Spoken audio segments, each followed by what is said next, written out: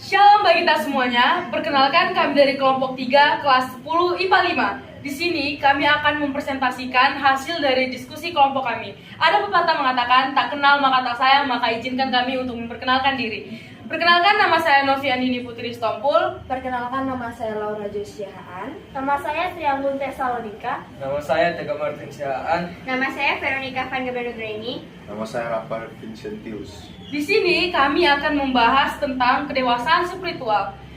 Sebelumnya saya akan menjelaskan apa itu spiritual. Spiritual itu adalah hubungan kita dengan Tuhan yang Maha Kuasa, yang dimana terciptanya hubungan baik dengan Tuhan kita. Maka kedewasaan spiritual merupakan kemampuan membangun hubungan yang benar dengan Tuhan, atau kemampuan bagaimana seseorang melakukan penghayatan imannya kepada Tuhan. Jadi, untuk melakukan hubungan yang baik dengan Tuhan, bukan hanya untuk sekedar hanya doa secara formalitas saja, namun di kehidupan kita sehari-hari kita harus menggenapi firman-Nya, melakukan segala perintahnya dan menjauhi larangannya. Kemudian selanjutnya akan dilanjutkan oleh rekan saya. Berikut godaan iman pada generasi muda. Yang pertama adalah ajaran sesat. Ajaran yang memberikan pemahaman bahwa manusia berhak memuaskan kebutuhan pribadi tanpa harus memperhatikan kebutuhan dan hak orang lain. Yang kedua ada hedonisme, yang artinya paham atau pola pikir manusia untuk mengutamakan dan mencapai kesenangannya dan kesenangan pribadinya. Yang ketiga adalah konsumerisme, adalah paradigma berpikir yang ingin terus-menerus mengonsumsi tanpa mempertimbangkan dengan matang. Dan yang keempat, egoisitas, adalah keinginan untuk mengutamakan kepentingan dan pendapatnya pribadi. Ada 4 aspek kedewasaan spiritual. Yang pertama, kedewasaan spiritual bukan sesuatu yang diperoleh secara instan, melainkan dimiliki melalui proses membangun hubungan yang dekat dengan Tuhan dalam waktu yang lama. Yang kedua, kedewasaan spiritual adalah salah satunya aspek kedewasaan yang tidak ada titik akhirnya. Yang ketiga, kedewasaan spiritual diawali dari sikap iman yang yakin akan eksistensi Tuhan dan kreativitasnya dalam menolong kehidupan manusia.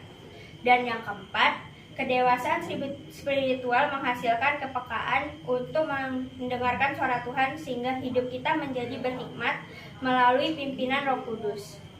Selanjutnya ada ciri-ciri kedewasaan secara spiritual. Yang pertama, mengenal kelebihan dan kekurangan diri. Yang kedua, menghargai diri sendiri dan tidak membandingkan diri dengan orang lain. Yang ketiga, memahami, menghargai dan menilai diri sendiri. Yang keempat, mengetahui dan melakukan apa yang ia kehendaki dan yang terbaik untuk Tuhan. Selanjutnya yaitu contoh tokoh Alkitab. Kisah tentang kehidupan masa tua Samuel adalah contoh sempurna tentang proses kedewasaan spiritual.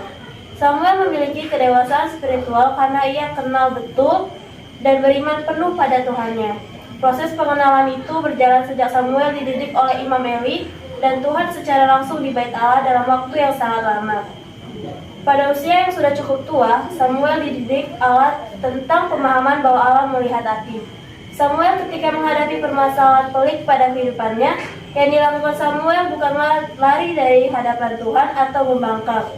Justru Samuel menyerahkan permasalahannya kepada Allah karena Samuel yakin Allahnya adalah pribadi yang mampu memberikan solusi yang baik dan benar, tidak dengan kebohongan atau logika terbatas yang dimiliki manusia. Dalam kitab 1 Samuel 16 ayat 1-13. Kemudian kami akan menampilkan sebuah video singkat tentang kedewasaan secara spiritual.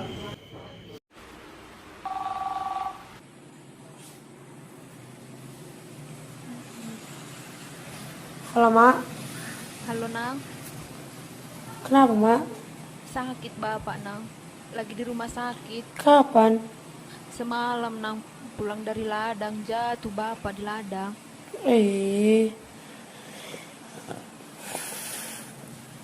Jadi kayak mana katanya, Mak?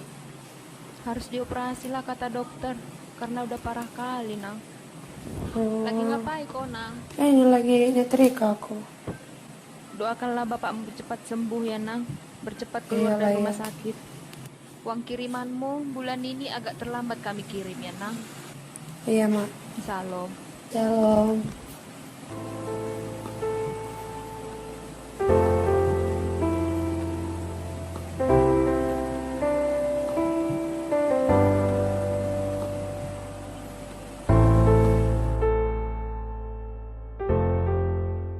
Sesuai ada loh ceritaku. Tadi pagi kan, mamaku nelpon, kau tahu siapa loh bapak gue. Gimana lah itu gue? Mana itu? Sekalian sekali. Gitu aja pun lebih kali. Nanti kan mana Tengok aku? Lala ada promo. Beli 3 gratis 2. Itu Beli yuk. Ayo kita. Terus kayak mana ya kue? Nanti itu pikirkan. nanti kita telepon. Kan enggaknya parah kali. Enggak parah kali itu. Lebih kan Gak usah terlalu dipikirkan. ini diskon weh. 50.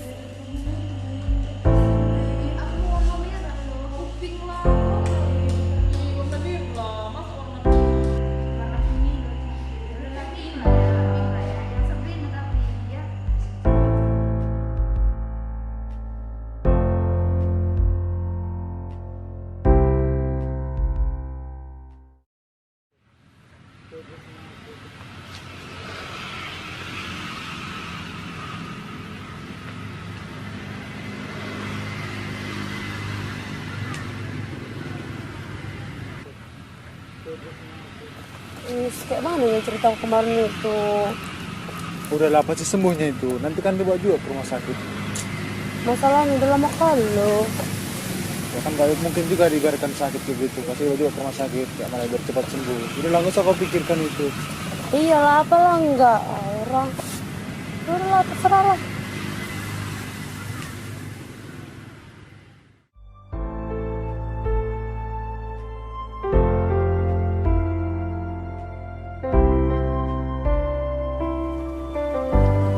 Tuhan, kenapa beban ini harus aku yang menanggungnya? Gak seorang pun yang peduli terhadapku. Kenapa Tuhan?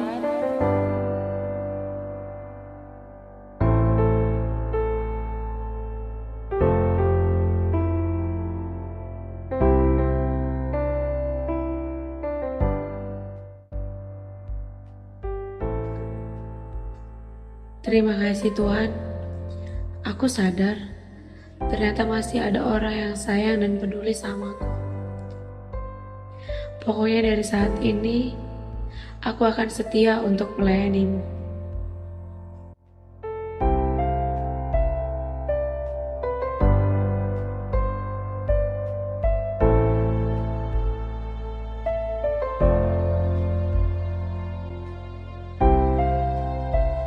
Ya Tuhan, sekarang aku ingin kembali kepadamu. Maafkan atas kehilapanku selama ini. Aku berjanji akan selalu berjalan di jalan-Mu yang baik dan benar. Terima kasih juga Tuhan atas berkat-Mu yang memberikan kesembuhan kepada Bapakku. Tetap berikan semua keluarga kami damai dan sejahtera Bapa. Amin.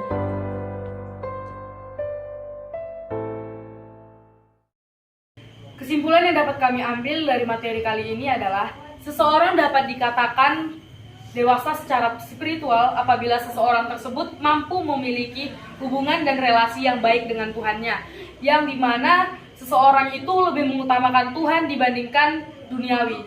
Kemudian seperti kita juga dapat belajar seperti Samuel yang menyerahkan permasalahannya kepada Allah, karena Samuel yakin Allahnya adalah pribadi yang mampu memberikan solusi yang baik dan benar, tidak dengan kebohongan atau logika yang terbatas yang dimiliki manusia. Dalam arti, serahkanlah segala pergumulanmu, serahkanlah segala permasalahanmu kepada Tuhan, karena Tuhanlah yang mampu memberikan jalan yang terbaik untuk kehidupanmu dan mungkin memberikan yang terbaik untuk dirimu.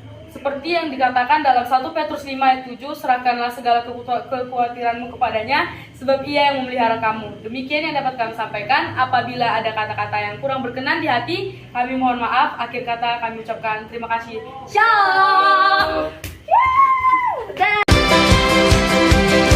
Tak terbayang kebesaranmu dan tak terbayang